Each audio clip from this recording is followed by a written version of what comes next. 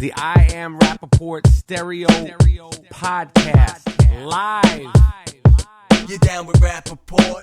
Yes, I am. You down with Rapaport? Yes, I am. You down with Rapaport? Yes, I am. You down with Rapaport? Yes, I am. You better tune in, IamRapaport.com. Cause every single podcast, you know he drops bombs. I seen him on set, a seasoned vet with true talent. Catch him on his way to CrossFit, rocking the New Balance. He asked me to do the track cause he know I rhyme elite. But I'm just waiting for the Robert De Niro line of the week. Breakfast of Champions, hosted bagel, cream cheese, and lox. This is I Am Rapaport, the show never stops. You might catch him out in public, stretching his knees. But if you don't listen to the show, yo, wig up please. Wig up please. This is the I Am Rapaport Podcast. What's up? This is Michael Rapaport. On today's episode of the I Am Rapaport Stereo Podcast, me and G Moody, last name rhymes with duty, are going to do our thing. We have sick fucks of the week. A woman tried to bring a peacock on a United Airlines flight. Blake Griffin is now part of the Detroit Pistons. We got some State of the Union talk. It's the I Am Rapaport Stereo Podcast in prime time. Plus, we got special guest, New York Giant, former Super Bowl champion from the New England Patriots, Shane Vereen, is in the house. We're talking about the Patriot way, winning Super Bowls with Tom Brady, and what the heck went wrong with my New York Giants this season. It's the I Am Rapaport Stereo Podcast in prime time. My name is Michael Rapaport, a.k.a. the Gringo Mandingo. Miles, let me get some funk.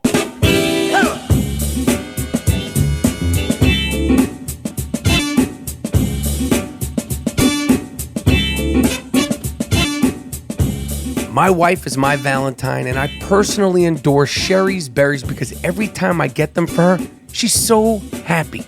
Listen, there's been other holidays where I have tried and failed to impress her, but not this year, not this Valentine's Day.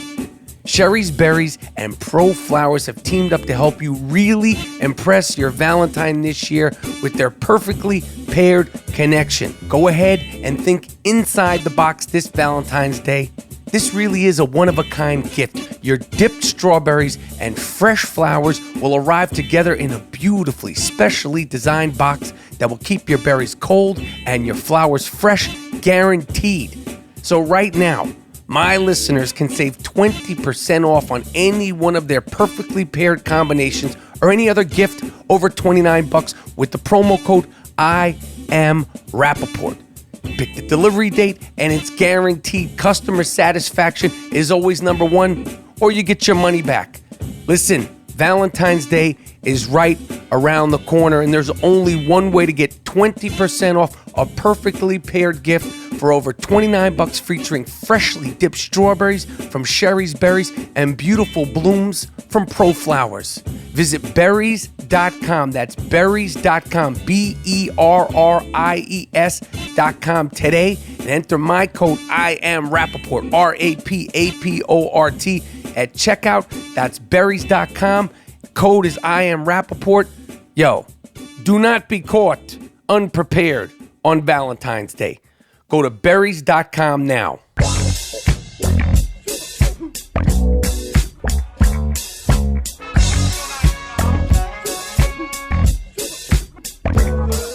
All right. Have no fear. The I Am Rapaport Stereo Podcast is here. My name is Michael Rapaport. I'm here with G Monetti, G Moody. The last name rhymes with duty. And this is the I Am Rapaport Stereo Podcast, the first ever to be dropped in prime time. Wednesday night in prime time with Michael Rapaport, me, a.k.a. the Gringo Mandingo, a.k.a. White Mike, a.k.a. Mr. White Folks, and G Moody, whose last name rhymes with duty, G Monetti, always ready, a.k.a. the YouTube Scholar. I promise this is going to be a smash mouth episode of the I Am Rapaport Stereo Podcast, and I rarely ever break promises. Try not to do it. As I told you earlier, New York Giant running back, former Super Bowl champion with the New England Patriots, Shane Vereen is rocking with us later in the show. Of course, I had to ask him about Tom Brady, ask him about Bill Belichick, all sorts of NFL pre-Super Bowl questions. What the hell went wrong with the New York Giants this season? It seems like so long ago that Ben McAdoo, with his sunglasses and his slick back hair, and the New York Giants just went down the tube. So I talked to him about that. So much more. Smart guy, funny guy, insightful. What it's like to be a running back in the NFL, man. What it's like to wake up on a Tuesday after carrying a ball 25 times on a Sunday, getting smashed over and over and over with Shane Vereen. So it's a dope interview. But first, me and G Moody are going to do what we do. Yeah. Blake Griffin. Fucking Blake Griffin. You know, Blake Griffin. Traded to the Detroit Pistons. Playing for our guy, Stan Van Gundy. Not Bizarro Stan Van Gundy. The actual Stan Van Gundy. Listen, by all accounts, you remember when I talked about going to the Golden State Warriors shoot around in practice and I said it was real casual? Everything that I know about a Stan Van Gundy practice, he don't play that shit. Your laces are tied, your ankles are taped at shoot-arounds, at practice, and he's running the shit like it's 1993. As he should. He gave it his all.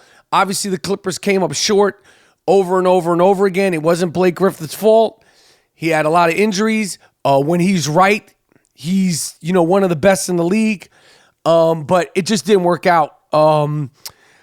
Listen, to go from Los Angeles, where he's probably living in a dope crib and, I don't know, Manhattan Beach or the Palisades or who the hell knows where Blake Griffin lives. He's got a Caitlyn Jenner or Kris Jenner or one of those Kendall Jenners. One of those, he's dating a Jenner. He's beloved.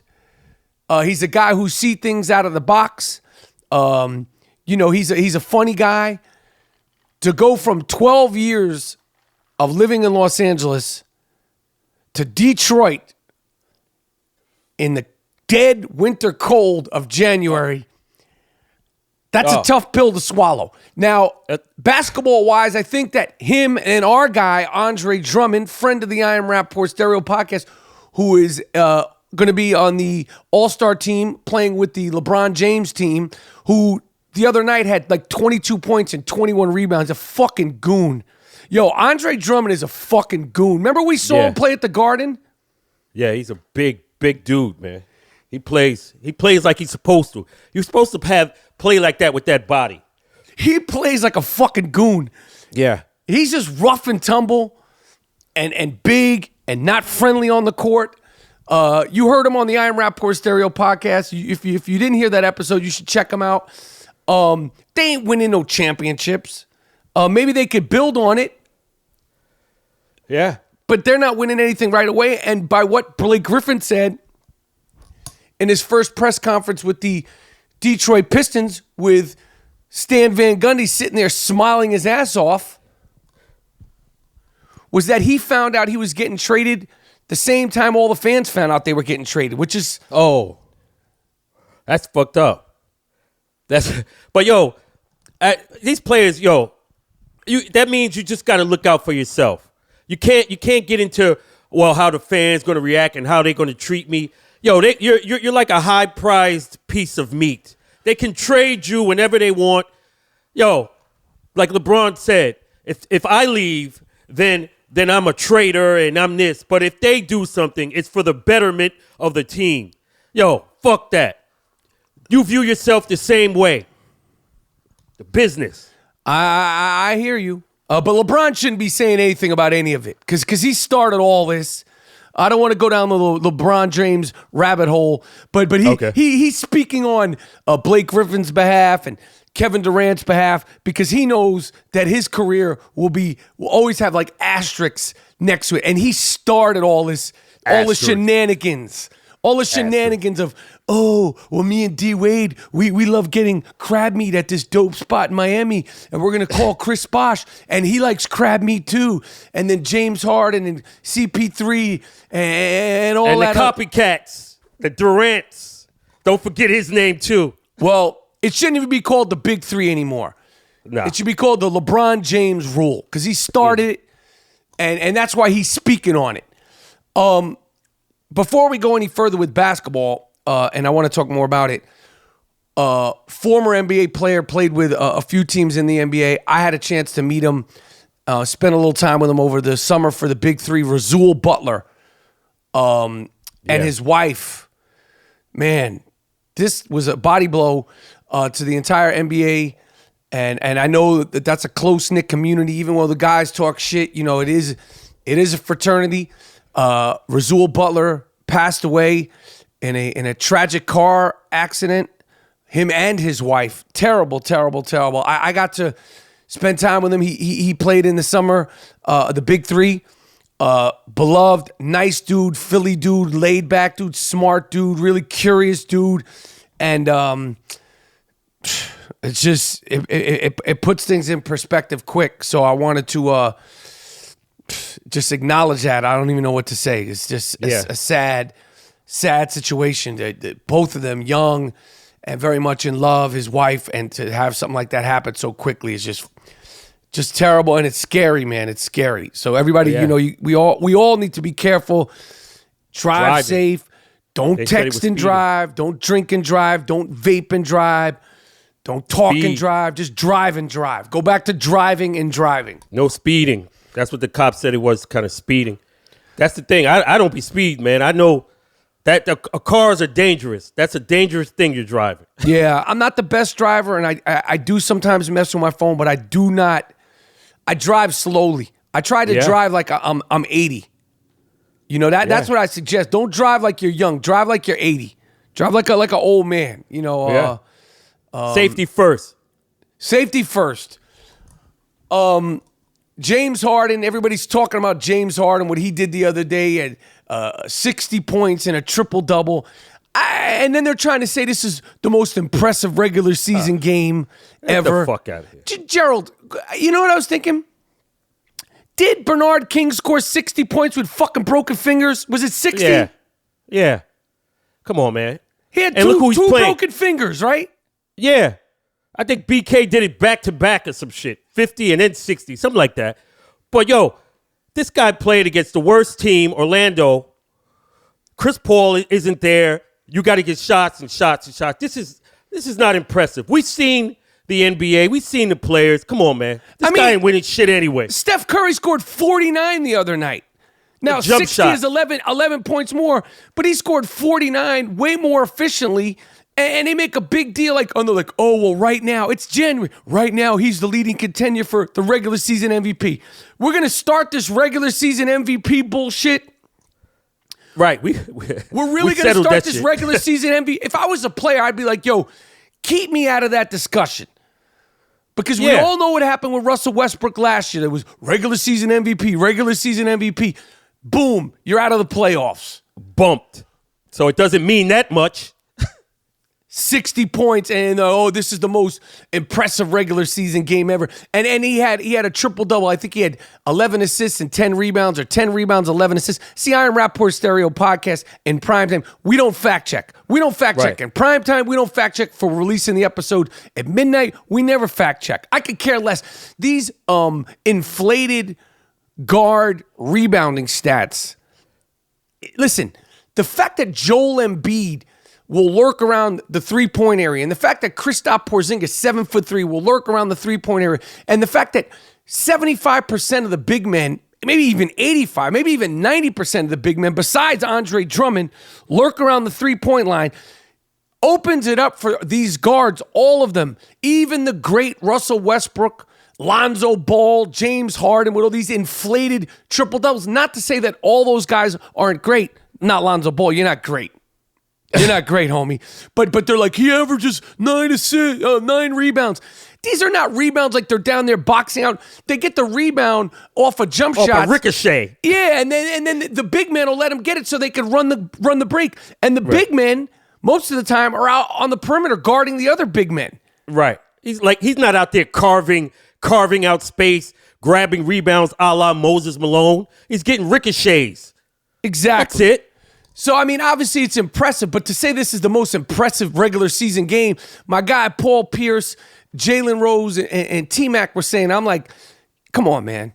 Bernard King scored 60 points with 2 broken fingers in a playoff game. Steph Curry hitting 50, 49 on jump shots. He hit 49 the other night. I mean, Come on, man. Come on, stop. And that guy's a selfish, chucking ass player anyway.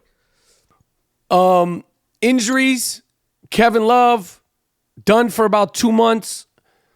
You look at he broke his hand. You look at the how he did it. It looked like he hit the guy in the dick. It looks like it was a non-contact thing. Like I think he swung his hand back. I don't know the player, but I'm pretty sure he hit him in the dick. That's the worst as a basketball player to get hit down there. Well, what about Kevin Love? He suffered a broken hand from getting hit, but he hit the guy in the dick. You don't feel bad for him? Nah. Okay. Money, who'd he hit? Fucking guy, was he aroused in the game? How'd he break his hand on his fucking I don't know. But if you look at the play of Kevin Love breaking his hand, it looks like he actually hit him in the dick. Oh, shit. And our guy John Wall in D.C. for the Washington Bullets. I mean, Wizards. I still do that. Do you still do that? Yeah, I call the Bullets sometime. Yeah, why not? He's got an injury. So there's a lot of injuries in the NBA. And we're getting ready to gear up for or shut down for All-Star game. I don't know. The players call it shutting down. Take a break. We're gearing up because the I Am Rapaport Stereo podcast will be in full effect during the NBA All-Star game, which is taking place in Los Angeles. All sorts of events going down, and we're gonna be doing our thing all over the place. Yep. Finally, in the NBA, your guy LaVar Ball, the other day, he referred to Golden State Warrior coach Steve Kerr as the Milli Vanilli of coaching. And he said that, you don't really need to coach a team with Steph, Clay, KD, and Draymond, and anyone could do that. And look what Luke Walton did, and blah, blah, blah. Like, I don't know if this guy thinks that he should be coaching in the NBA or what he thinks. I'm glad that Steve Kerr said, I'm not responding to anything that has to do with this guy. He thinks that he's some sort of coach. And the question about LaVar Ball is like, what were you doing before you started living off of your son Lonzo? Like they said, oh, well, he used to coach kids in Chino Hills. Let me tell you something. I sent my kids to these one-on-one workouts a couple of times when they were younger. That's like $35 an hour. That's a job for like a 23-year-old like college student guy. You're not making a living making $35 an hour training kids in Chino Hills. He was a high school coach over there at Chino Hills. High school coach. No, he wasn't high school. He coached the AAU team. Hey, but he shit-talked his way into Lithuania, and he had a head coaching job out there. Give the guy some credit as a fellow shit-talker that he could actually get that done, and now he's coaching the pros out there. Come on, man. That's fantastic. What I found out that Lithuania is known for? What? They're gefilte fish. If he was smart, if LaVar Ball was really fucking smart as he tries to put himself off, he'd start marketing Big Baller brand gefilte fish. Import that. Imported from Lithuania. That would be dope. That's like fucking Genco olive oil, like in The Godfather. I just think I'm glad that it's like the window is closing on the response that he gets. Now I'm easy to rattle. I'm always gonna like talk shit back to them because as much as I don't take him seriously is the reason why I talk shit back. He's a shit talker, just like you said, fellow shit talker. So I give it back. Give it back. He's over there coaching his two kids. One of them who has a problem with, he's got sticky fingers, and the other one may or may not ever get a GED, and he hopes to play in the NBA. I hope this fucking kid can read and write, because a 16-year-old basketball player, okay, who has aspirations of going to the NBA, who's no longer in school, who's in Lithuania playing in a YMCA like league. I hope this fucking kid could read and write. And do you know this, Gerald? I'm asking this as a question. Okay. Do you know if you need a GED to play in the NBA? Hell no. Why? I'm just asking. Maybe a fan can fact check that. I don't know. Like I know there's rules like you got to be 19, but do you need a GED to at least play in the NBA? It shouldn't be. What the fucking requirements? I'm just asking a question. Jesus Christ, you're getting so nuts. Nah. LaVar Ball got a plan. Hopefully that kid can get into the league. Man, because you're rolling the dice. You took him out at 15. Damn. You're rolling the dice big time. He might be on motherfucking, he might be downtown LA, Skid Row, fucking around. That's a motherfucker, man. Yeah, man. Yo, it's happened to a lot of people, man. A lot of people nicer than him. Way nicer than him. Way nicer than him because he ain't no Kenny Anderson. Hell no. Hell no. So check this out, Monetti. So remember, like 2 weeks ago, I told you I was, I've been I'm steady, consistent with my workouts. And I told you a couple of weeks ago I was at Runyon Canyon. Oh, I thought you was doing that naked yoga. I didn't say I wanted to do naked yoga. I don't know why you're saying, I thought you were doing that naked yoga. Did I say I wanted to do naked yoga? You said you was interested in it. Okay, listen. Go ahead. Okay. So I've been doing my Runyon Canyon. You've been there. We go, you hike, you run, do my little push-ups, my little squats, whatever, get my little sweat. So about 2 weeks ago, I said that I was doing my warm-ups with my guy Toby from the group H2O. Shout out to my guy Toby. What up, Tobe? One of the most fucking positive people ever. Hell Jesus Christ. Listen. That's Felix Unger. God bless this fucking guy. He wakes up, he's fucking hyped up, he's jacked up on I don't know what, he doesn't even fucking drink coffee. He's happy and hyper every fucking day with his PMA. I'm like, my man, I'm snorting, sniffing, fucking, I gotta, I don't know what. He's just like, hey, I'm like, Jesus, bring it down, man. Yeah. So the other day, actually, we went up to Runyon Canyon to do a post-Rakim 50th birthday celebration, because every day we go up there with the music, we try to have a theme. Like Wednesdays, we'll do Woo Wednesdays, or we might be like, yo, we're gonna do Snoop, Dre, and Tupac. We try to like have theme to the workout. Dope. That's so. great. So it was a couple of days after Rakim's 50th birthday, which we obviously celebrated and acknowledged a bunch. And shout out to Erica Jane, Real Housewives of Beverly Hills. Coincidentally, when I interviewed her and I asked her top 5 MCs, she fucked my head up. Because one of her top 5 MCs was Rakim Allah. Perfect timing.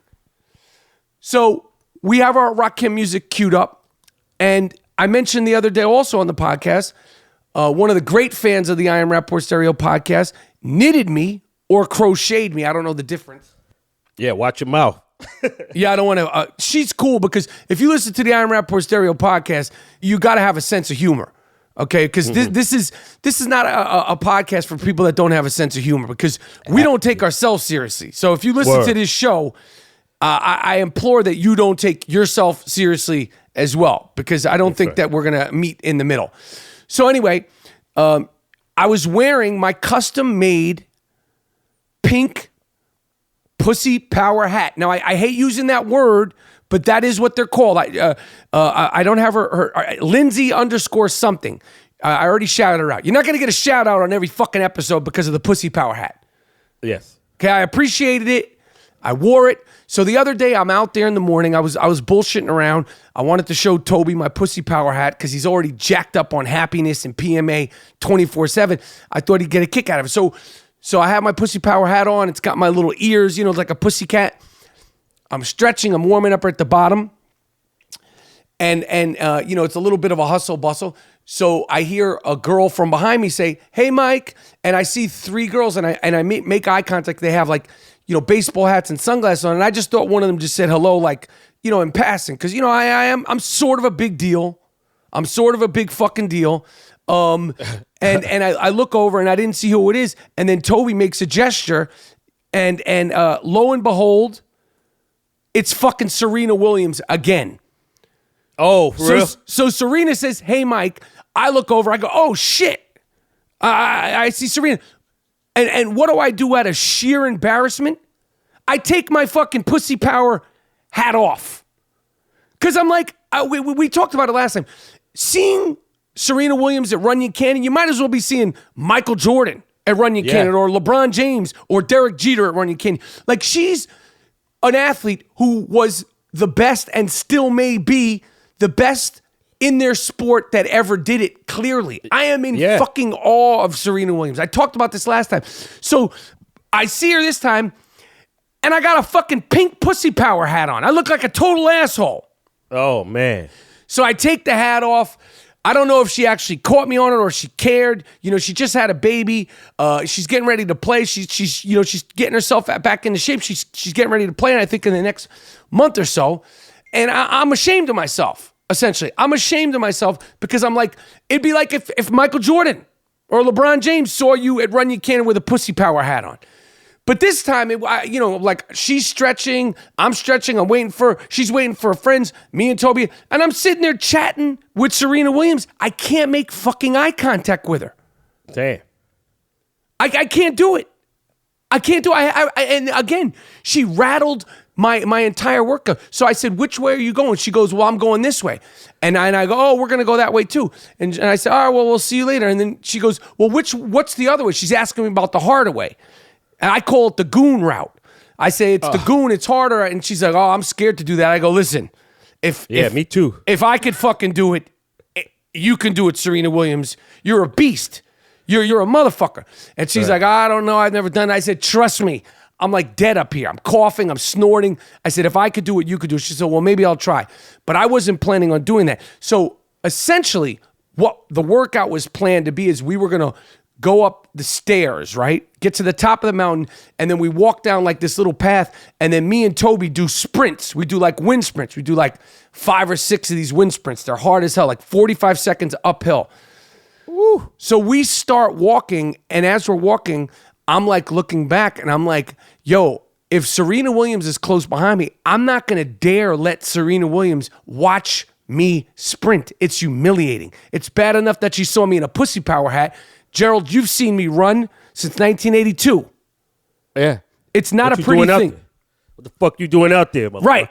Right. So I don't want to be ashamed of myself. Now, she could care less. It's like I'm not a tennis player, blah, blah, blah, blah, blah. But I just didn't want to embarrass myself working out in front of a world-class athlete like Serena Williams. So essentially, the second time that I saw Serena Williams on my hike, she ruined the entire workout for me. Thank you. Man. Thank you fucking very much. Damn. Yeah. Serena's the best because she beat a motherfucker while she was pregnant. That's it. Period. What else we got? We got Shane Vereen coming up on the I Am Rapaport Stereo podcast. After Shane Vereen, we have the sick fucks of the week coming at you, Hard Body Karate. We've been talking about the friendly skies and everything that's gone wrong, all the fighting, they're kicking passengers off, all this foolishness that goes down on a regular flight. And again, if you're not flying coast to coast, this is when the weirdos come out at night. I fly coast to coast often. I also fly to the middle of the country. And I've learned my lesson that when you're flying on a short flight, keep your head on a swivel. Now, I love my dog, Wheezy. Okay? And I respect if people go through the procedures and they pay the money to buy a seat for their security animal, or they call it an emotional support animal. Basically, it's just like, I don't want my cat or my dog to fly under the plane. You fill out the paperwork, you get a certain license for it, and you have to pay for the seat or the extra room, or the dog could fit in your lap, yada, yada, yada. Okay, I have no problem with that. I mean, if you're allergic to cats and that happens, I'm sure other people would have a problem with it. I don't have a problem with it, okay? I love my dog, Wheezy. He doesn't travel with me, but if he ever did, I'd want him to sit with me, yada, yada, yada, okay? I'd have no problem with emotional support animals on planes. But enough is enough, okay? Because the other day, a woman was flying, I believe, from Newark Airport in New Jersey to, I think, Cleveland, okay? And she brings a fucking peacock to the airport. Oh, you discriminating? Now, you're not bringing the peacock on the plane, Duke. You just said, yo, you down with the animals. Yeah, you can't bring a fucking peacock on the plane. They showed a picture of the peacock. You know how big a peacock is? You know what happens when a peacock opens its feathers? It becomes like 6 feet long. Say this peacock starts freaking out on the plane. She got the peacock in a good situation. Maybe she has control over it. Nah, you ain't bringing the peacock on the plane, Duke. You're not bringing a fucking peacock on a flight from Jersey to Cleveland. Okay? Anything could happen on a plane with a peacock. A peacock? I didn't think that could be a pet, but motherfuckers grabbing up anything now. Anything. And no peacocks on the planes, okay? They see you give them an inch, they take it out like, oh, well, she got the dog, I want to bring the peacock. Sorry, dude. Right. You're not bringing the peacock on the plane. So what happened with her? What happened? They sent their ass home. They said no. Oh. She gonna sue them motherfuckers. No, they have the right to do what they want to do, okay? These people get these exotic pets, and then when shit pops off, they get all, surprised and all this stuff. Right. My rule is, okay, if you can't beat the animal shouldn't be a pet. For instance, a snake catcher. This guy is a snake catcher. This guy thinks he's knows everything about snakes in Malaysia, okay?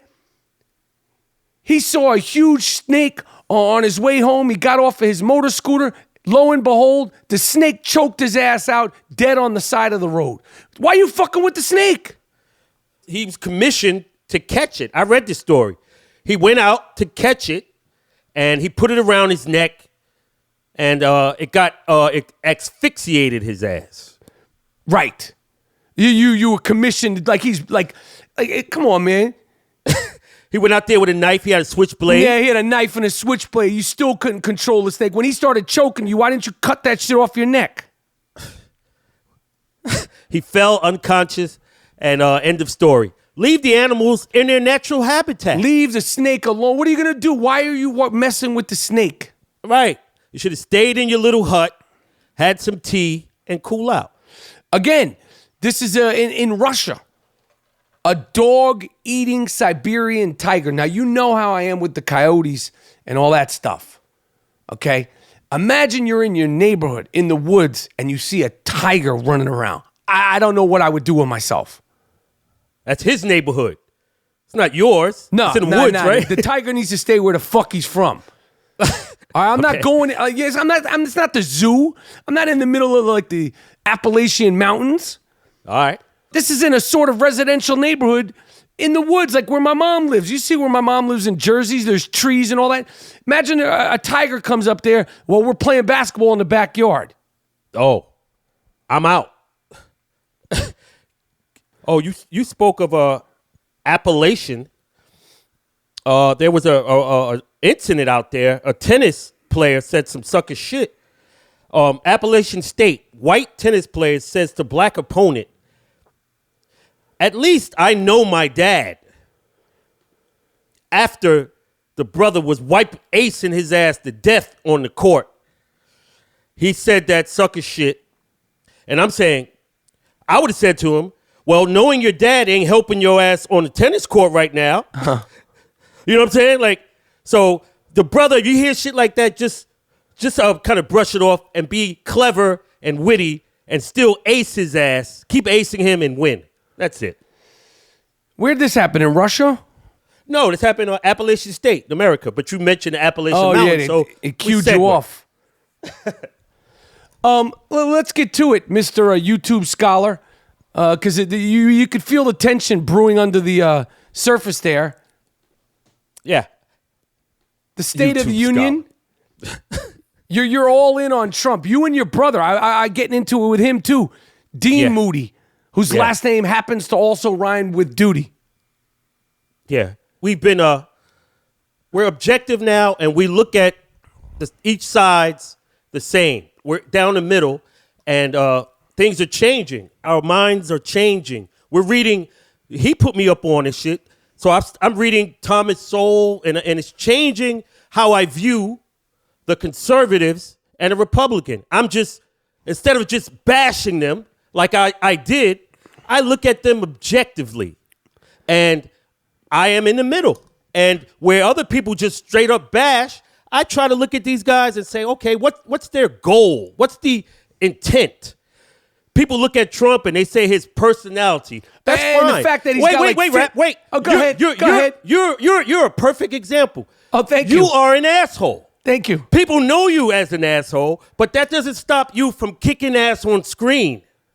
You see? So you fuck with Trump because he's this, he's that. But let's judge the man on the accomplishments of his presidency. That's all I'm saying. People say, oh, I'm a Trump supporter. No, I'm in the middle. I'm a fucking journalist now.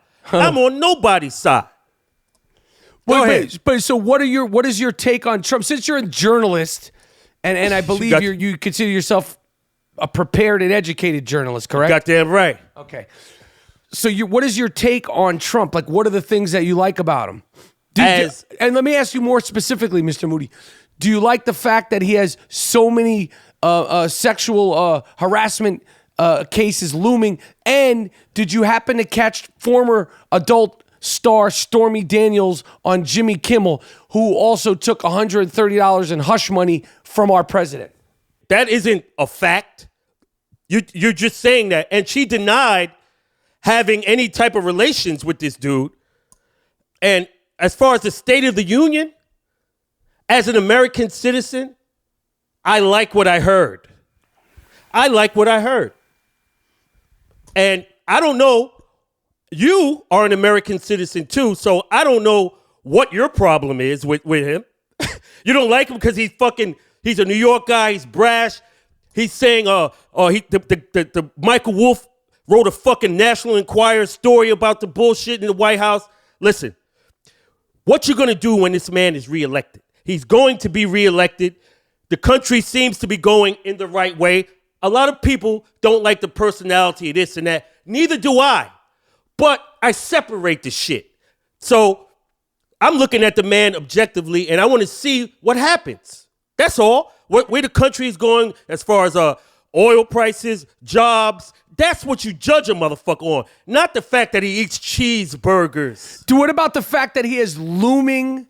We don't know that. If that was the case, they would have been impeached this fucking guy. You can't impeach for that. You can't impeach for that. Everything, every day. You're a journalist. You should know this. There's certain things you can't, like, listen, I'm smarter than Eli Lake. I'm smarter than all these fucking guys.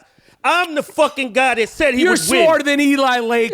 You're smarter than all where these you guys. at? I just asked you to ignite, like, break down your platform. You got nothing. You're 1 for 69 in predictions. Let's go to this. Let's backtrack to this, smart ass. Let's do it. Fucking smarty pants. Listen. Your prediction did you like what you earlier heard? in the year, the Boston Celtics will not make the playoffs, and the Cleveland Cavaliers will win the championship. I stand on the Cleveland Cavaliers. I still stand on that. Boston, I lost. Everybody fucking loses sometime. I lost on that. But let me ask you, as an American citizen last night, did you like what you heard? No, I can't stand a word that... I think he's a total pimp, con artist. I mean, I've said it all. I'm running out of adjectives to describe him because, the fans and people that follow me on social media, like, they're chomping at the bit. The thing that I thought was great, the one moment it looked like a Saturday Night Live sketch with Kenan Thompson was when he mentioned the African-American, I just say black, the African-American unemployment rate. He acts like, because it's the lowest it's been, he acts like it didn't start with the last 8 years of the previous president, Mr. Barack Obama. He acts like he just hit a light switch and then he did it. And you notice that he's pointing out the guy from South Korea with his crutches. Homeboy came with the wood crutches, and he's pointing out my man Corey, the welder, the black dude, the welder, and they're like patting him on the back. This is politics. That's what you're supposed to do.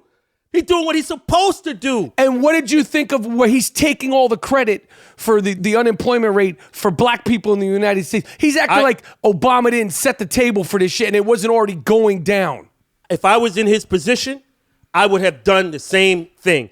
If it's a new administration, I'm gonna play politics and take credit for the role that it's going down. What, I'm gonna give it to the predecessor? Get the fuck out of here. I did it.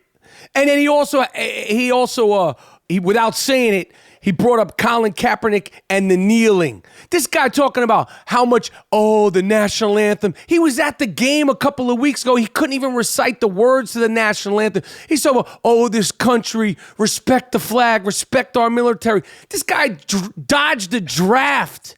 He said, respect the country, respect the military. These guys are kneeling. This guy's a clown, man. Nah, I mean, he may be a clown. I'll give you that. But if a clown beat your girl, then what is your girl? And what about Donald Trump's number one cheerleader, chickenhead Tommy Loren, the little Fox, the Fox News chickenhead, Yo, who insulted?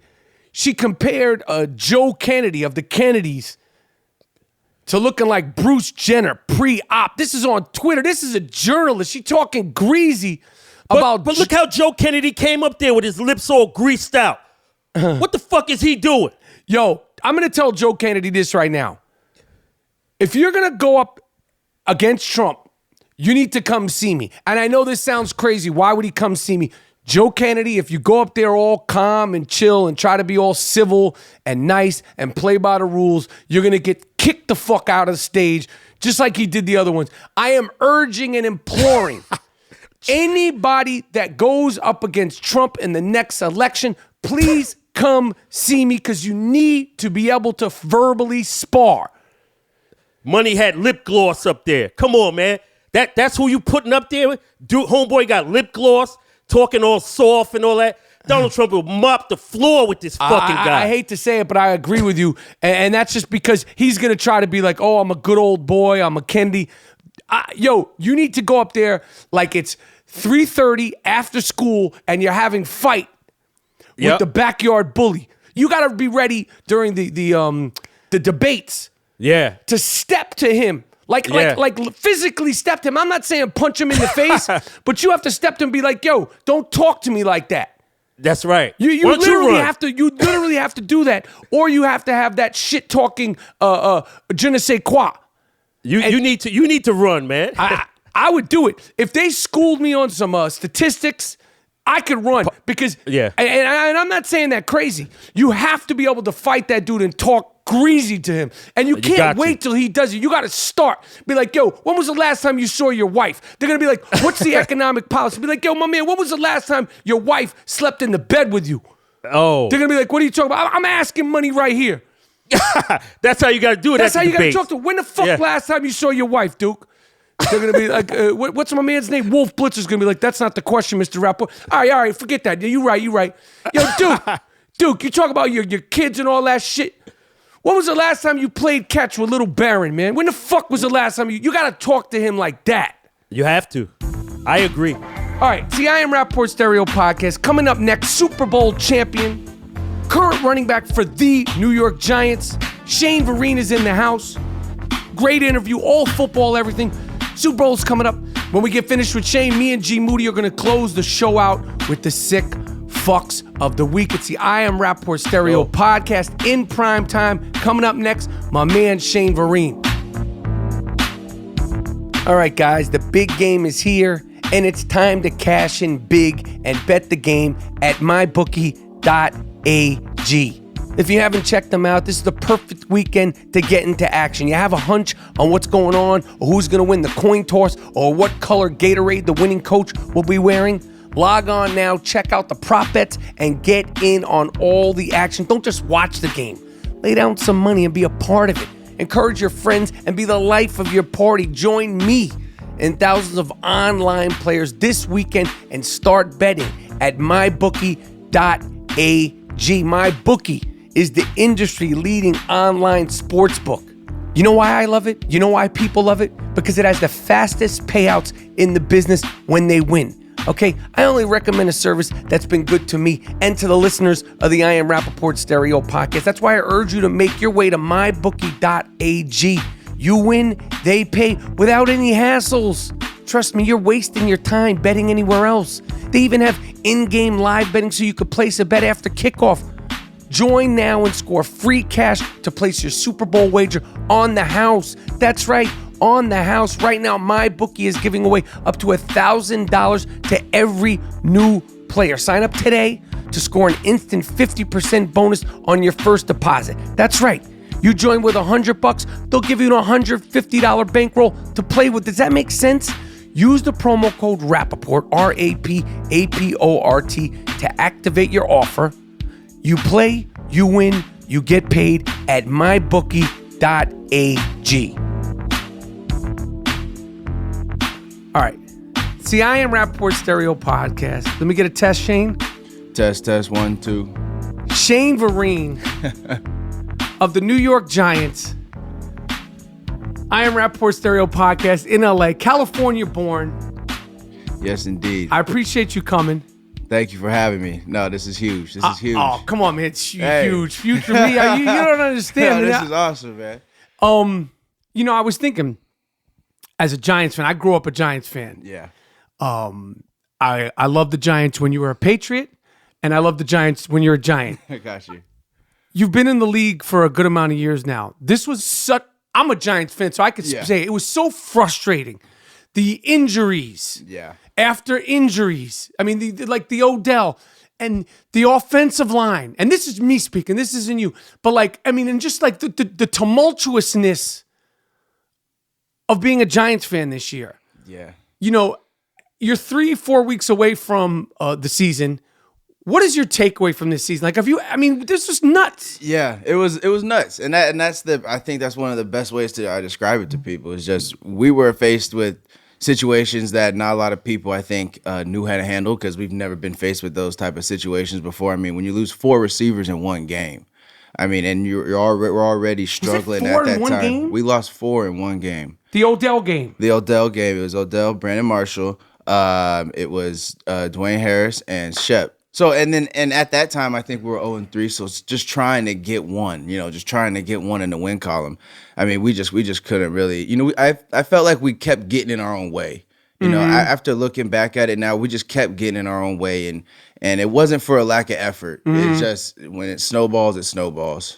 Odell specifically, I mean, he's such a rock star. Yeah. He's so talented, and like the other players that I've talked to throughout the league, whether they played against him, not played against him, you've played, against and with everybody. Odell Beckham, what kind of a freak talent athlete is Odell Beckham when you're seeing it up close in practice as a teammate?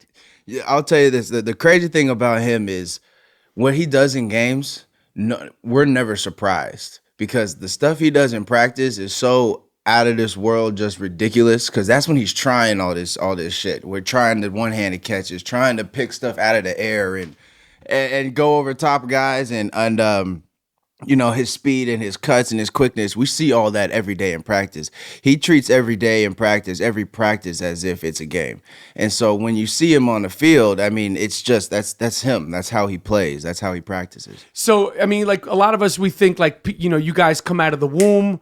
You see Odell making these. Obviously, his practice stuff, everybody's paying attention to. Yeah. But he's busting his ass, and when he's not doing it for Instagram. No, I wouldn't say so. I would definitely say that's one thing I really, the first thing I respected about him when I first met him and first became his teammate was the way that he took practice on. He took every rep serious. He's very serious about his craft. He's very serious about getting better. As far as stars, you play with Tom Brady. Yeah. Odell's like a freaking rock star. Tom Brady's like the Rolling Stones. When you're with the Giants, you're with the Patriots, a team moves from city to city. Like in terms of just star, who's like in terms of like the way people freak out? And there's no right or wrong answer, or is it the same? Or like who's a bigger star that you've seen? Like I was in a celebrity basketball game. Put it this way. This is nothing compared to the NFL. I was in a celebrity basketball game once, but Justin Bieber, this is when he was like teeny bopper Justin Bieber. Yeah. He literally, when he moved, the whole arena moved. I was at a party once with Brad Pitt in his prime before he was married. This is Brad Pitt. And it was everybody was there. Yeah. But when Brad Pitt literally moved from one part of the party, the whole party moved. So I'm saying in terms of just that star. Yeah. Can you compare them? You can in a sense of, I guess maybe Instagram followers, but Boston's a much different city than New York. Break it down. Okay, the way Boston watches sports is a lot different than the way New York watches sports. Explain that. There's less teams in Boston, and Boston is accustomed to winning.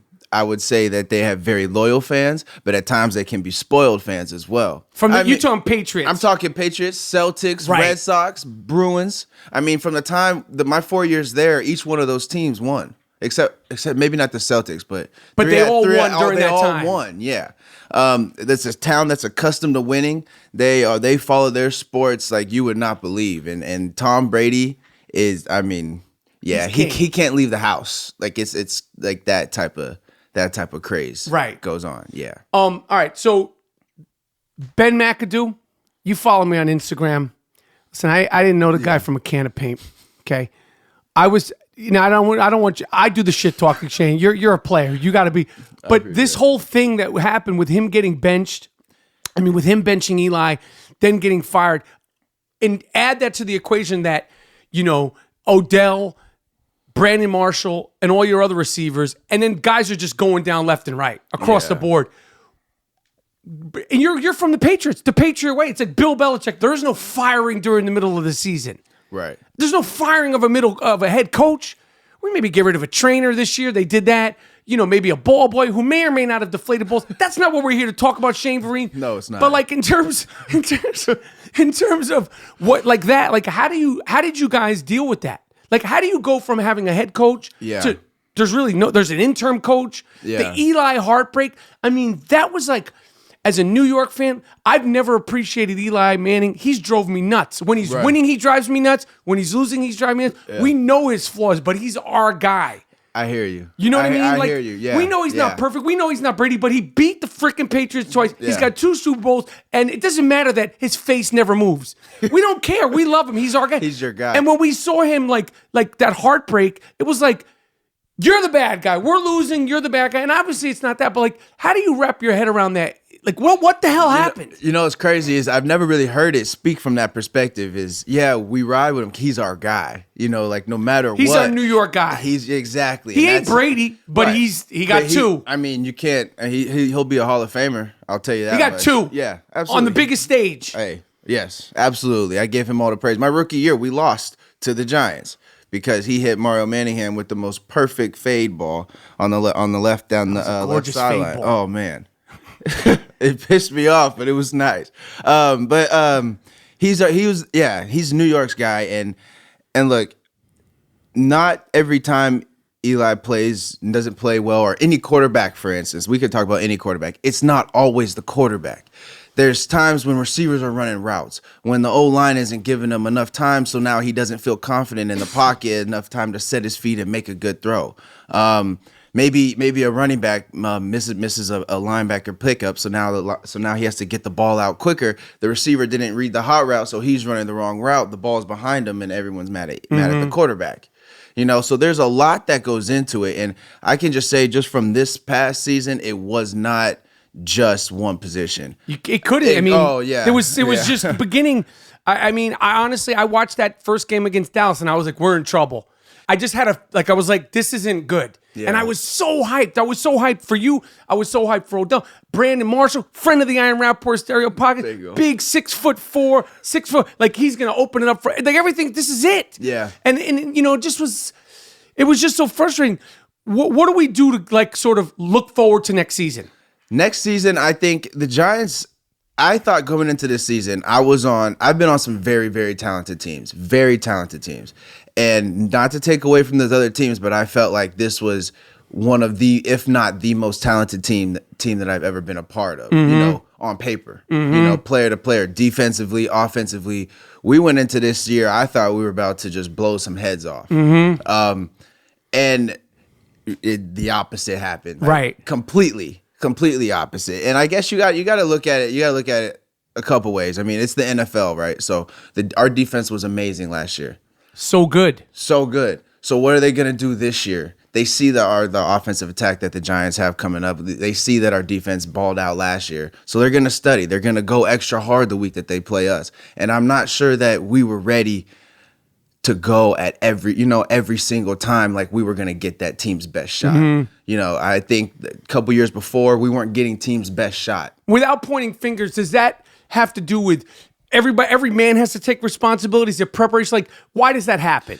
Look, because you're a pro. yeah. You guys are all pros. Not like you're Exactly. a bunch of rookies. How does that happen? Look, we're pros. You know what I mean? At some point in time, everybody has to man up and say and drop their nuts and say, you know what? It's not going to be on me. I'm going into this game, and no matter what, it's not going to be me. I'm going to do my job. I'm going to get it done. I'm going to be a man, and I'm going to be a pro, and I'm going to get the job done. And there wasn't really. I don't feel like there was enough of that. I got you. Yeah. I got you. All right. You played 3 sports growing up. Apparently a star and a 4.0 student. Something like that. Something like that. Something like that, yeah. 4.0 student. I'd brag about it. Listen, I'm not even sure if I graduated high school, Shane. So if you're a 4.0 student, you're in the NFL, I would brag about that shit. Because I literally am not sure if I graduated high school. That's a whole different conversation. But you're here now. I'm here now. So whatever. Besides football, what were your other sports? Basketball and track.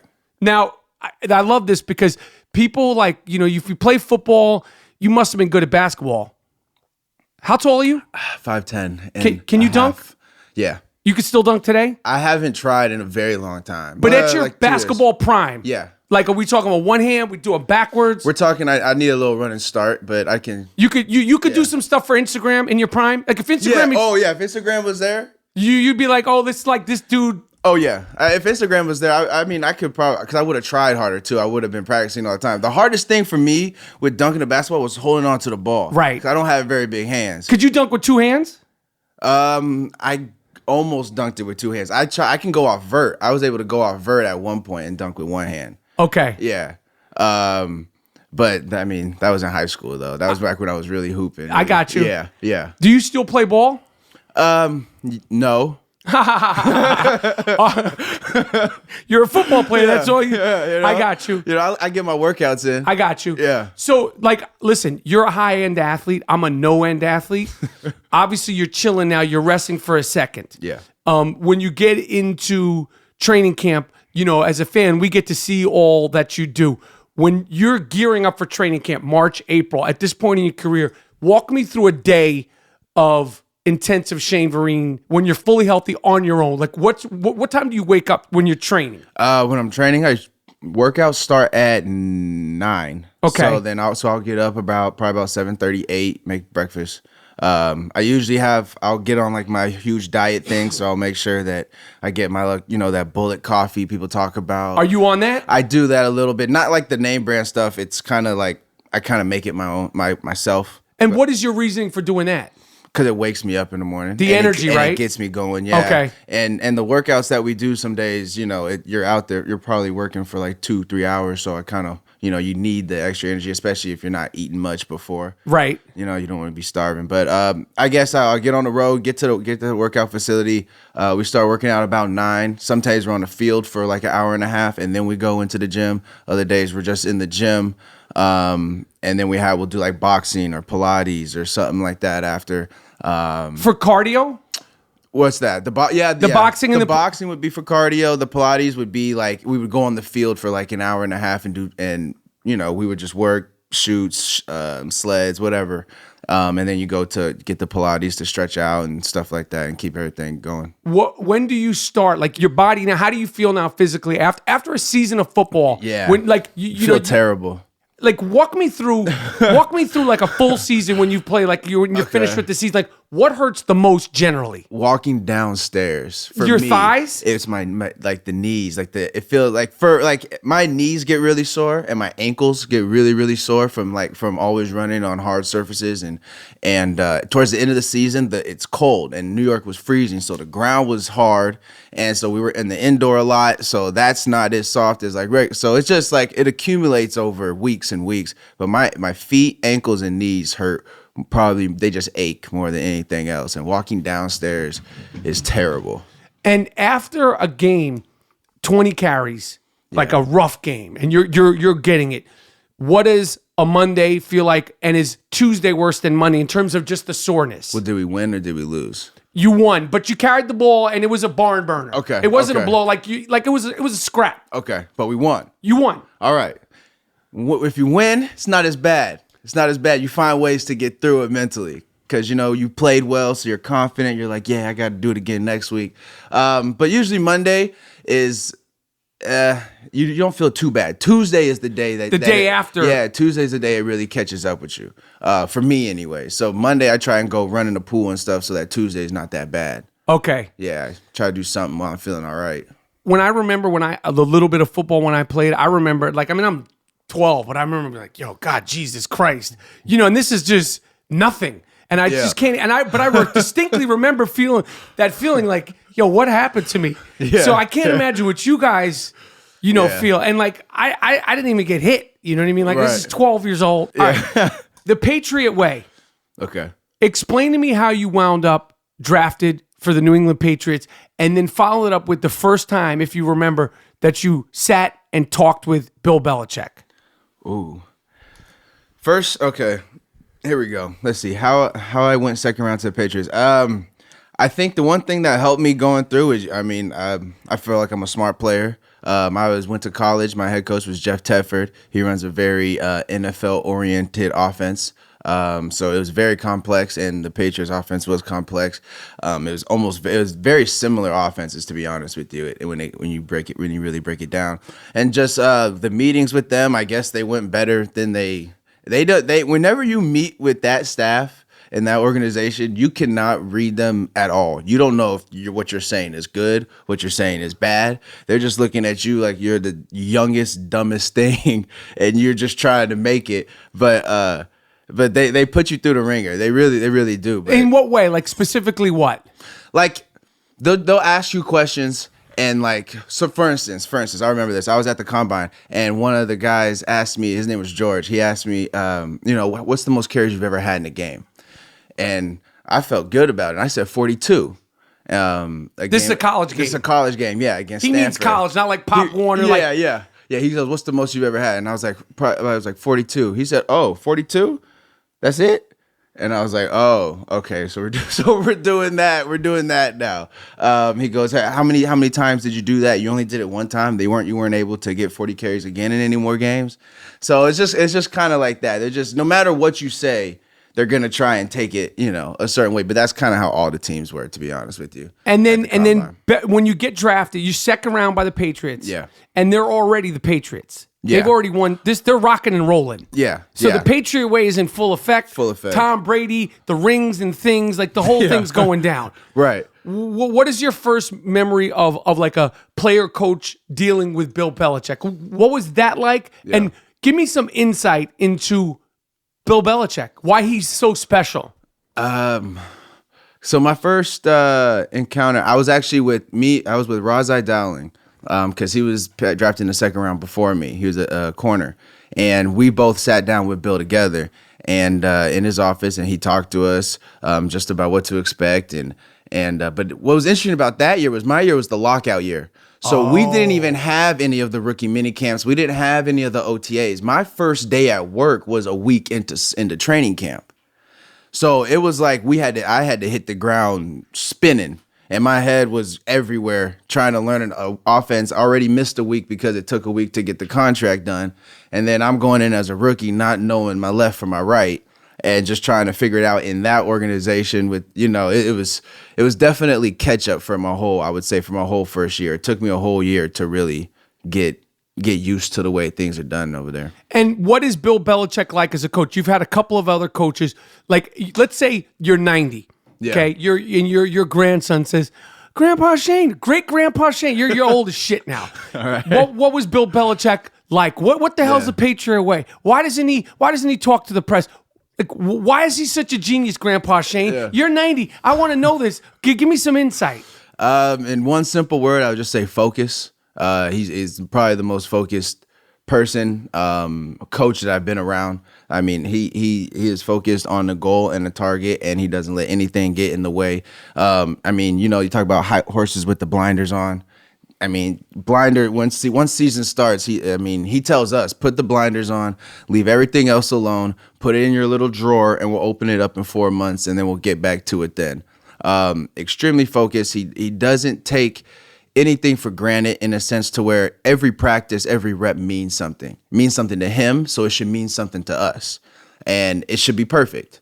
And we're not out here just to be out here. We're out here to correct mistakes. Don't make the same mistake twice. And we're out here to be perfect. We're trying to be perfect. We're trying to play the perfect football game. That's an articulated thing. In a sense, yeah. I mean, yes. I would definitely say that's how I felt when I was there. That when I take the field, my plays need to be perfect. I need to be spot on, dot my I's, cross the T's, and make sure. Mainly because I didn't want to get cussed out by all the other coaches. But that's how they work, and that's how they roll. Tom Brady's pushing 60. The ageless wonder. I mean, yeah, it's crazy. How he's playing this good at 40. Was he 40 or 50? I don't know. He's like, I want to check his. Talk about checking birth certificates. I don't check his birth certificate. What was it like? Getting the ball from Tom Brady, getting the. You made catches so many in the Super Bowl game. Yeah. Tom Brady, you played against other quarterbacks. You've played with quarterbacks. What is it like? I mean, you're part of history. Yeah. Yeah, no, it's yeah. Are you aware of that yet? Like, do you think a little bit? But you're still in it, so it's hard to. Yeah. You're not Grandpa Shane yet. No, I'm not Grandpa Shane. I don't need the stories yet. Tom Brady, like, give me some insight into what he's like playing with. So, the most competitive teammate I've ever had. How so? How does he articulate that competitiveness? Do not drop a pass that he puts on the money. He's on you. When we do like green zone, a 7-on-7 against the defense. He's trying to score more touchdowns. He's trying to then the defense stops. Everything is a competition. Everything can get better. Every day can get better. Every play, practice. And he believes it. He is 100% all in, and I think he's literally having the best time of his life. Like when I was out there with him, I felt like A, if I didn't do my job, he was going to be on me, but B, this man's having the time of his life, and he just genuinely loves the game. Is he? Because the sense that I get now, obviously, I'm a Giants fan. You can't take a smidge away from Tom Brady. Mm-hmm. When he presents the majority of the time when the fans see him in front of the press, he's chill, he doesn't say anything. But then there's clips will surface, especially now with Instagram. He's like, whether he's going, fuck yeah or fuck you or something. Is he vocal? Yes. Like in private, is he vocal? Like, is he a vocal quarterback? Yes, very vocal, and I think that's one of the best qualities about him is that he takes the leadership role by takes it by the horns, if you will, and he does not want to let go of it. He likes his role. He likes being able to coach guys and help guys and get things done the right way and figure it all out together. But yes, he's vocal. He's a vocal leader. He's a great leader. There's it's not a secret as to why the Patriots are always back in the playoffs, why they're always in AFC championship games, why they're always up for Super Bowls. They work at it, and that's, they work at it tirelessly, and it's become them. You know what I mean? I mean, it's like I'm saying now that the Patriots have voodoo. You were a part of the voodoo. when you guys beat Seattle, I was, it's over. Ding dong, the witch is dead. Yeah. Last year versus Atlanta, I literally was right here, and I was like, ha ha ha. I walked my dog at halftime. Lady Gaga, the kid. I was like, the party's over. Yeah. And then by the time it was over, I was in my dining room under the table. Yeah. I couldn't believe what I was seeing. Right. 2015 Super Bowl, you got 11 catches in this game. Mm-hmm. You're playing Seattle. They're a shit-talking team. Yeah. You're the Patriots. You guys are the Patriots. Yeah. It's low-key shit-talking. That was the most fun I ever had in a football field. What do you remember? Like, talk to me about that Super Bowl. It's just, I don't even know how really to explain it. I guess it's just like as soon as I stepped onto the field in that environment, it's just intoxicating, and it's just you've dreamed about this moment forever. You're finally in this moment, and then you're like, what am I gonna do with it now? Like, we got here. We got to the Super Bowl. I've been always wanted to play in the Super Bowl. Now I'm here. What am I gonna do with it now? And then at that point, I just like, I'm not gonna let this moment go to waste. I'm like, they're gonna get every ounce of everything I got in me in this game. And I was exhausted by the end of the game, but that was easily the most fun I've had on the football field. I didn't even realize like that I was involved as much as I was. I was just, when you look around at the stands, everyone's standing the whole game. It's loud, it's back and forth, and that was a great game against Seattle that we played. And Great obvious. game. It was like, it's a classic. Let's be real. I mean, you're in that roller coaster part of that team. Jermaine Kearse, who was on the pod, he makes this catch, which got so like that. That's one of the greatest catches in Super Bowl. Yeah. No one talks about that. Right. That Yeah. got swept under the rug because everything that happened. I mean, that catch was nuts. Yeah.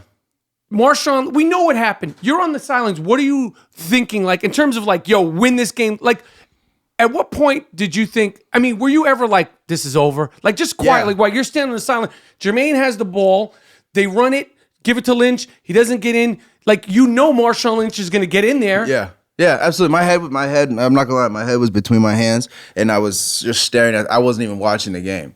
And then all of a sudden I just hear an uproar. And then I look at the Jumbotron and then I figure it out. And then I throw my helmet in the air and just freak out with everybody else. That's crazy. Literally how it happened. I didn't even see the play. I was just down looking at the ground or thinking like, or I was trying to think how much time we would have left. I think we would have had around like 36, 38 seconds left. And even Tom Brady couldn't pull that off. It would have been tough. I'm not saying we couldn't. I mean, based on what we saw last week. Anything is possible. I mean, Trump's our president. Anything's possible. I'm not even going to go down that road, Shane, because I know you like to. You want me to go nuts down that road? Maybe a little later. But I wasn't even watching because I couldn't take it. The Jermaine Kearse catch is what really was. I was like, oh my goodness, are you serious again? Did you see that on the jumbo screen, or did you see that with your eyes? I saw that. I was watching at that point. I was standing up on the sideline watching at that point. Then the catch happened, and I went and sat down. And I was like, oh no, not another catch to beat the Patriots. How gorgeous! Not another catch, because you were there with the Mario Manningham. But I wasn't there in 07 with the David Tyree. But I mean, shoot, you can only take so much. I mean, how many catches? In terms of, and I don't want to compare it. And one thing I'm trying to do is walk you into things. You're talking about Eli as a leader. I mean, Tom Brady as a leader, as a vocal leader. And is Eli, like I say, he's our guy. He's so low-key. Mm-hmm. What is the difference between an Eli Manning huddle practice than a Tom Brady huddle practice? Like, what makes Eli Eli? What makes Eli is Eli pays attention to the details. Eli takes practice very seriously. Just because he's not vocal doesn't mean he's not a good leader. He's more low key. He's more low key. Like just in terms of the volume. Yeah, just in terms of the volume. I mean, if there's a correction, he'll come over after the play and just talk you through it. And maybe after practice we'll run the route a couple times and figure it out. But he's very conscious about the little things, the little details, where my hot route's gonna be. Like he's very good at picking up blitzes, directing the line, and all that stuff. He studies a lot of film. He is there first. He works his ass off, and he's a great leader. I mean, I can't say enough good things about Eli Manning. That's dope. Yeah. Because people think, we see all the different, like we see Jameis, we see Drew Brees. Everybody has a different thing. Like we think leader has to be the biggest talker, right? And that's not necessarily. No, that's not necessarily true because not everyone's built that way. We have talkers. Trust me. In that locker room, there's enough talkers. In the Giants locker room. In the Giants locker room, yeah. On both sides of the field. Oh yeah, there's enough. It's not talkers. quiet in there. No, it's a lively locker room. Yeah, so we have enough talkers. Eli is more of like just follow me, follow my actions. And I like it. I like that. All your dreams, hopes. You have a great college career. You get drafted to the NFL. What is your first memory of being on the field like, oh shit, I'm in the NFL? I talk to when I talk to ball players, basketball players, a lot of times it's like, like this, it was, there's Kobe Bryant. And like, you're like, it's no longer, you're not watching on TV. It ain't Madden. Right. What was your moment where you were like, that you remember, or a couple of moments where you were like, I'm here? Yeah, I would say there's two. The first moment was the first day I met Brady. And I walked over to him and I was like, I just got to walk over and just say hi. But when I shook his hand, it was weird. I was expecting to be kind of like shocked a little bit, but I wasn't. It was like, this is my quarterback now. This is my teammate now. So it kind of like, it was real trippy for a second. But I was like, man, like I've looked up to you, but now like, I'm not looking up to you, but it's like, you're my, like, we're on the teammates. Yeah. Like we got to do this together now. So it's a little different chemistry now. It's a little different bond. And it wasn't what I was expecting. And then I would say the second thing where I realized was my favorite thing still to this day is running out of the tunnel in the beginning of the games. With the smoke, and then they're popping off the fireworks as we're running out and the crowd's yelling. That still gives me goosebumps to this day. The first time you did that. Yeah. Your career as a running back, who are the biggest, because this is the Iron Rapaport Stereo podcast. I am the MVP of talking trash. So I like to know, you seem like a low-key dude. Yeah. Are you a shit talker?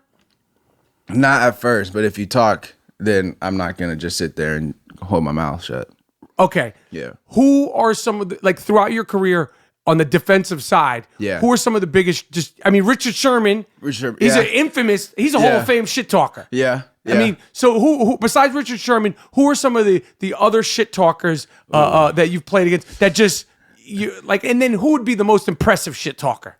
Ooh, that's a good question. Most impressive shit talker. I know when we played Seattle. We played Seattle this year, and Bobby Wagner was playing out of his mind. And I mean, he does that regularly, but he was having a great game against us, and he said a couple things to me, and I couldn't get nothing back. I felt very terrible about myself. I had nothing really to say because I was like, nah, he's balling right now. Like, we literally can't block this dude. Who else is really good? I think at that point, like, I've been in the league now 7 years, so most of the people I play against, I know, and I have some type of relationship with. So, or some sort of respect, or you bumped into them, or exactly. So now it's not. So it's like shit talk. If I juke or if I stiff arm and they don't tackle me, then we laugh about it and talk about it at that point. But rarely I would say that I'm involved in shit talking. It usually follows maybe a big hit, but then there's also the players that that don't like each other, the Josh Norman Odell situation, and so then you just go after guys, and then so I guess it's not regular shit talking like okay, like you would think. Josh Norman, yeah, he likes to talk. Yes. I like Josh Norman. I mean, scrappy. I mean, he that's real with him. He's yapping the whole time. No, yeah, no. There's something he's like right. Yes, but not all the time. But yes, but he does talk. Who are you conscious of? Now, I know you got to be, because I've found this out by talking to athletes. Like, it's almost like you'd rather give the guys that are out of the league this respect, because it's like, I know you're still playing against them. Right. So if you can give me a good answer, or you don't give a shit, who are the linebackers you're like, you got to just keep your head on a swivel? Like, who are like the... Luke Kuechly, Bobby Wagner, Thomas Davis with Carolina. He hit me one time, and I was like, golly. And you're not a big dude. I'm not, right, but I don't. How tall are you? 5'10" and a half. Maybe. If you got an extra pair of socks on, the half comes from the extra pair of socks. Hey, I wear good socks. Right. Good socks. Yeah, but no, I pride I think the reason why I'm still standing and playing is because I'm able not to take shots straight on. Because you're low. I usually see it coming. I'll get down. I'll twist my body. I'll make it so they're not getting a full piece. Because I can't take. I'm not big enough to take that. Right. So when the guys do get it, when they do get me, I kind of have a little bit more respect for that. Got you. Because it doesn't happen very often at all. I got you. Yeah. So many great rookie running backs. Kamara, Fournette. We forgot Dalvin Cook. That was like years ago. Right. I mean, he was. Yeah. I mean, he played a few games, but you could see he was talented. Mm-hmm. McCaffrey. Kamara's fun to watch. Why? What do you see in him? Like, you're a running back. Yeah. You see things different than even the quarterbacks. Yeah. What do you see in Alvin Kamara? Elusive. He runs hard. And I'd say the biggest thing is he breaks tackles. In the NFL, everyone's fast. You can only juke so many people before somebody else is coming behind you, to make the play. Breaking tackles, that's how guys, make the first guy miss and then get yards. That's how guys stay in the league. And he's got a nose for the end zone. He knows how to score.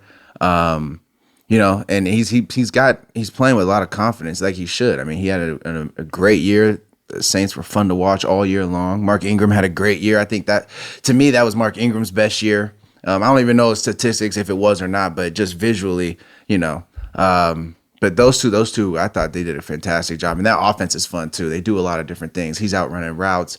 They're out catching screens from places you wouldn't even expect. So it's a fun offense. Who else stuck out for you? McCaffrey. I mean, Gurley bounced back from like he's a bust. He stinks. He has a great first year. This is the fans. You knows better. He stinks. Yeah. Second year, he's a bum. As you may or may not know, I'm a senior fantasy football analyst. Don't draft him. There's this. There's that. You said this? I didn't say that. You said this. No, I didn't. I'm saying about Gurley. I didn't say that. Okay, all right. I didn't say that. I also had the inside scoop in the offseason, and people were like, don't do it. Yeah. So I didn't say, but I'm just saying, but listen, guys have a bad season. He was so good his first season. Everybody had a bad season for the Rams' second season. Right. All of them. Yeah. God himself could have played for the Rams. He would have had a bad season.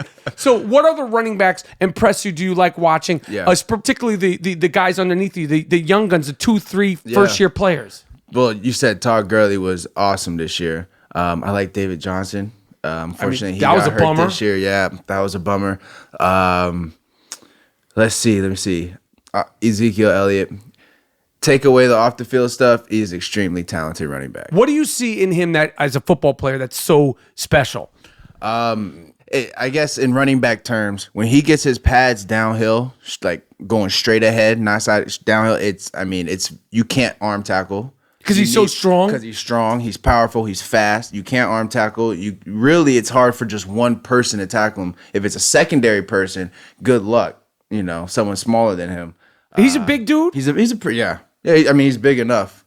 Yeah, I would say so. I think, like as a fan, we know so little and we think that we know so much. Right. You know what I mean? Oh, I know. Oh yeah. The timeline shows that there's lots of history and timelines of how fans are so correct. I mean, it's crazy. How do you deal with that now in terms of social media? Because when you're growing up, how old are you? 28. 28 years. 29. I'm almost 20. March what? 2nd. Okay, Pisces. There you go. March 20th. Hey. But social media is such a part of sports. It's such a part of our life. Yeah. The game gets shrink down into these moments. In basketball, talking about what a 6'9" guy wore and what his bag was. This is a conversation. Yeah. You know what I mean? Right. Same thing with football. Like, we got Cam. We're like, and I'm part of it. Like, what the hell are you wearing? Like, and why are you wearing that when you played so bad? Or, and all this stuff. And like, whether he caught the ball, the Odell catch, which is like a blessing and a curse.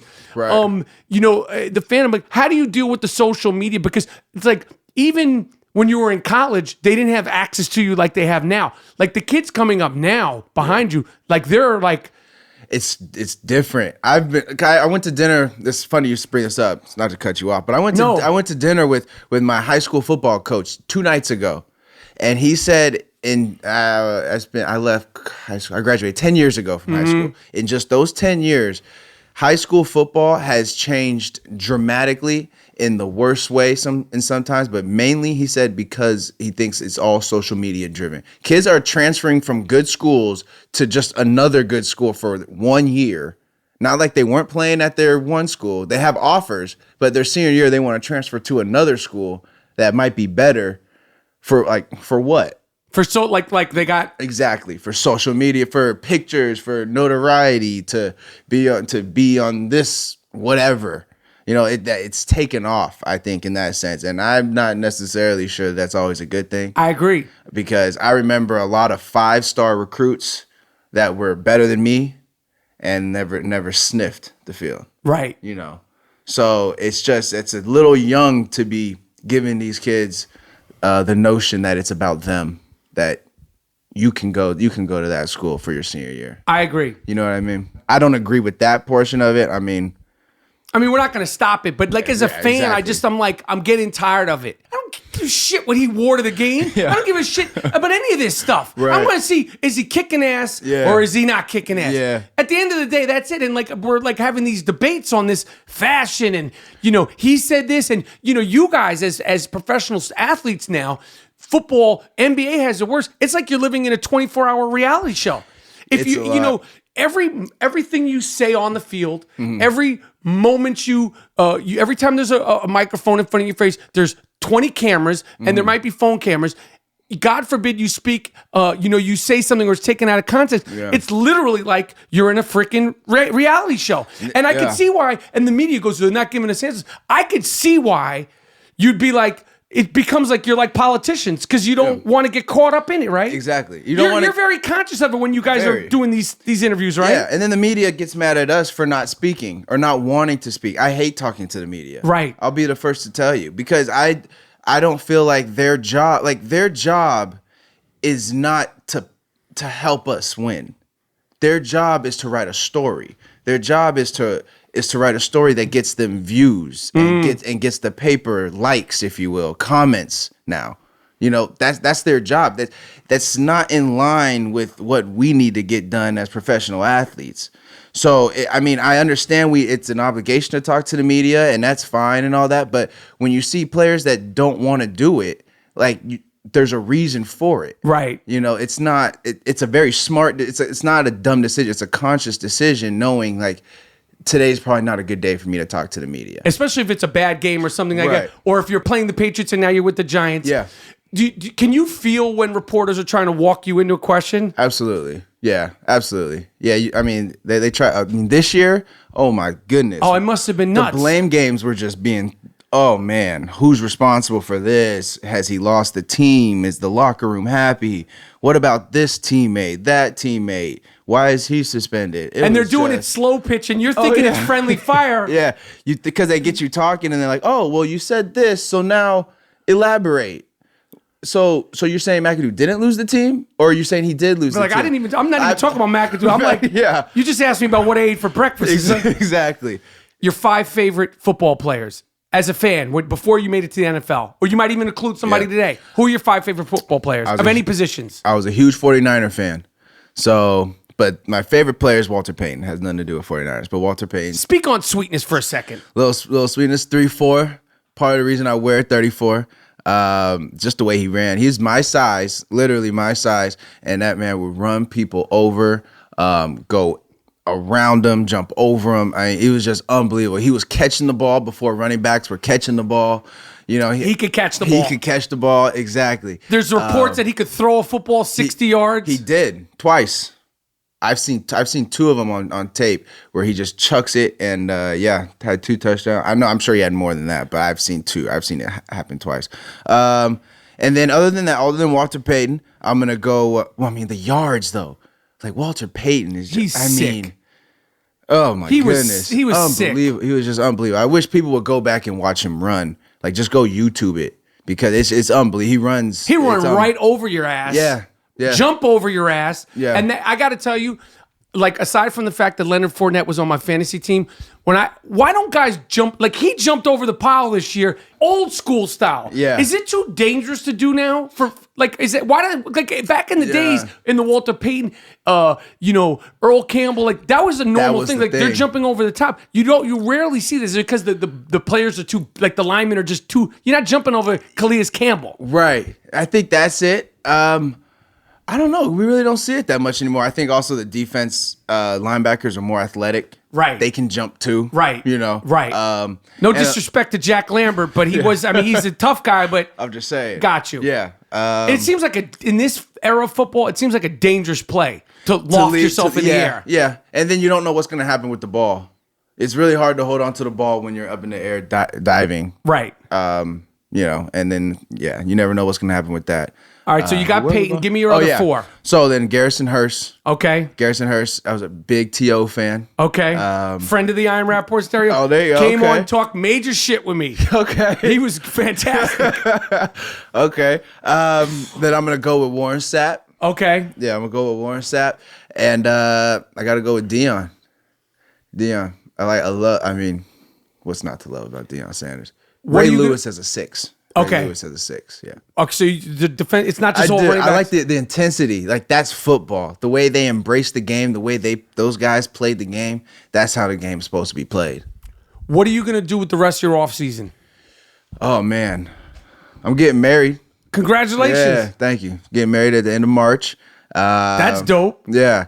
And then we'll figure out what team we'll be on. Hopefully I'll get a chance to play again next year, maybe a couple more years. And I'm just be chilling. I'll start working out probably in a couple weeks. Start, taking it more seriously. Now I'm just walking, trying to make sure I don't get too fat. But I'm just hanging, man. I'm just hanging, enjoying this California weather because New York is a frozone right now. I had no problem, and I'm with you. I'm not in any rush to go back. Oh my goodness, it's terrible. Yeah, it's bad. But yeah, not too much, man. I'm a low key guy. Shane Vereen, New York Giants. I hope they keep you. I hope we keep you. There you go. And if they don't, I wish you the tremendous luck in the rest of your career. Thank you. Congratulations on getting married. Appreciate it. And I appreciate you coming and rocking with me on the I Am Rapaport Stereo podcast. Hey, man, just a pleasure for me. Thank you. Thank you very much. And you didn't even get me into a Donald Trump rant. No, but we'll do that next time. Next time. Next time. All right, I appreciate it. Listen, brand new Buttersoft I Am Rapaport Stereo podcast t-shirts are available at store.barstoolsports.com, including the Sucker Shit t-shirt that is sweeping the nation, the 50-0 Conor McGregor Bloodbath t-shirt, the You Fuck You t-shirt, the Sucker Shit t-shirt, the Stickman 2 t-shirt, the Stickman Hall of Fame Vintage t-shirt Volume 1, and so much more. All Buttersoft I Am Rapaport Stereo podcast t-shirts are available at store.barstoolsports.com. And as always, they're butter soft. All right. Yo, I want to thank my man Shane Vereen. Came right to the Gloom Tomb in Los Angeles, face to face, sat down with me. I appreciate the time. I appreciate the insight, all the stories, all the information. Shane Vereen of the New York Giants. He's a free agent. I don't know if he's going to get signed with the Giants. I don't know, but I hope he winds up on a good team because he's a good dude, good player, and he deserves to be on a football team with an offensive line that could protect the quarterback and protect the running backs and open up some holes and some opportunities. See, I Am Rapaport Stereo podcast. Yes. Miles, please cue the sick fuck of the week music. This award is earned, not given. It's called the sick fuck of the week. This guy's really sick. Lock him up. How could you do it? Don't let him out. Damn, you fucked the dog? You what? You fucked the dog? Why would you fuck the dog?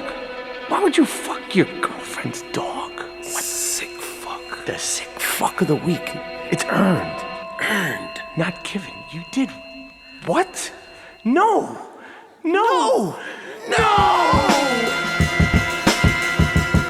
Yes, that is the sick fuck of the week music. It's the sick fuck of the week theme song.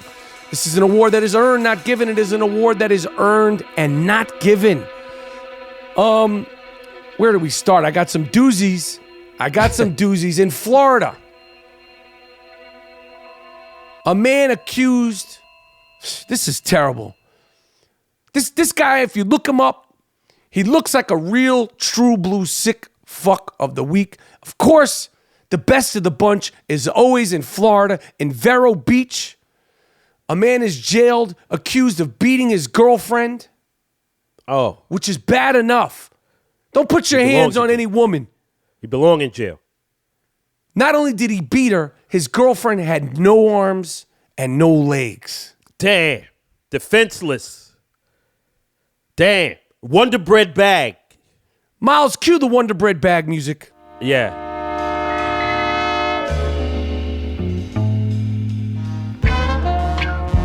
Patrick Moan.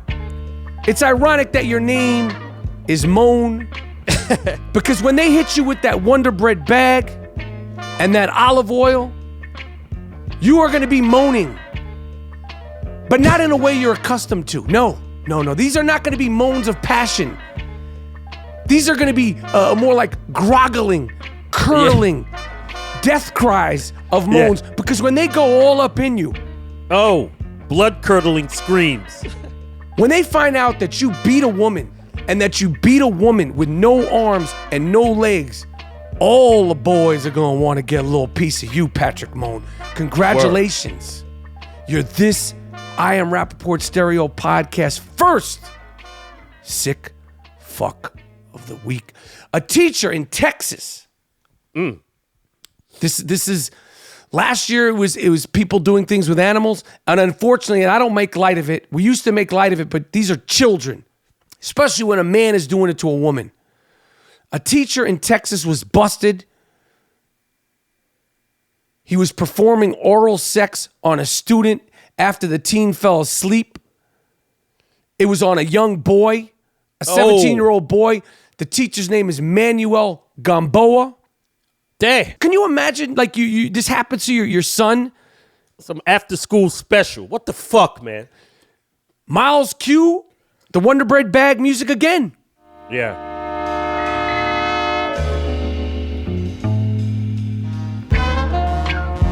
Mr. Gamboa, when they find out what you done did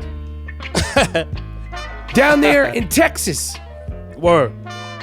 in Harris County, Texas, you're going to be getting that Wonder Bread bag and that olive oil treatment. I hope you come out never walking the same, you sick fuck of the week. But that motherfucker might like that shit. Nah, he ain't going to like it. Yo, listen. He ain't going to like it the way the fellas do it with that Wonder Bread bag. Oh, yeah, word up. In India, a 12-year-old girl who was misbehaving was held down for a period over 6 days. This happened consecutively. She didn't bring in her homework. The teacher ordered the rest of her classmates to slap her. She was slapped over 168 times. A 12-year-old girl by the rest of her classmates and the fucking teacher. Called it friendly punishment. I hate to be redundant.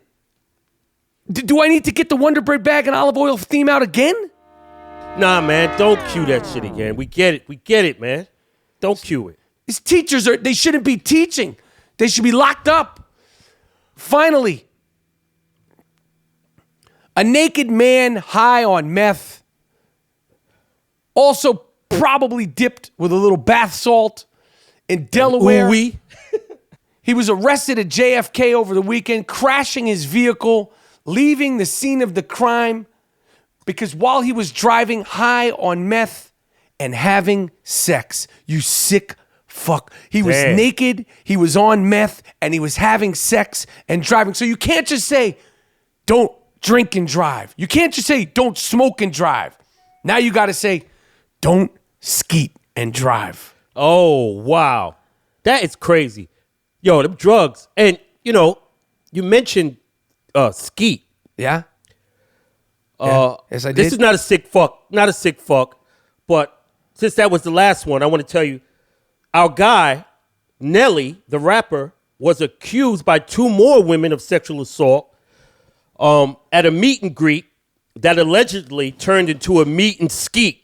Jesus Christ. Well, earlier last year, he was accused of that. Then all charges were dropped. Yeah, so hey, these days you never know. They need to go back to truly you were innocent until proven guilty. Now I don't know if it was a meet and greet or, as Mr. Moody said, a meet and skeet. But I wish my man Nelly good luck. Absolutely. And I hope he's able to, beat the charges if that's what's in store. All right. Yes. What can I say? It's the I Am Rapaport Stereo Podcast. I said have no fear. The I Am Rapaport Stereo Podcast is here. We came, we saw, we conquered. My name is Michael Rapaport. I appreciate you rocking with me. G Moody, last name rhymes with duty. We're going to be back again this week. Zach Miller and Jared Goff. Zach Miller's the football player from the Chicago Bears who suffered that crazy non-contact injury, the tight end.